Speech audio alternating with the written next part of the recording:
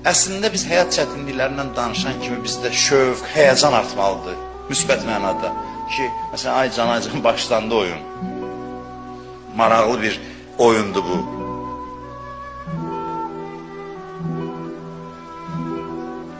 Əgər çətinliklər sənin ruhiyyəvi xarab edəcəksə, sən zəif oyuncusansa və məğlubiyyətə məhkumsan. Məğlub olacaqsan. Problemlərdən qorxan adamlar zəif adamlardır.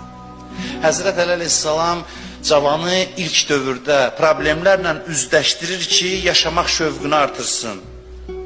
Deyir ki, bu şeyləri idarə edən bir Allah var, narahat olma. Özü belə tənzimləyib ki, səni uğura çatdırsın. O sənin azarkeşindir, həm yaradanın həm də azarkeşindir. Heç nə onun diqqətindən kənarda deyil. O səninlə məşğuldur və problemləri tökür sənin qabağına ki, onlar sənə zərbə vursun, səni böyütsün. O sənin arxonda dayanıb özü hər şeyi bir anda həll eləyə bilər. Sadəcə özü belə oyun qurub sənin üçün ki, səni inkişaf elətdirsin.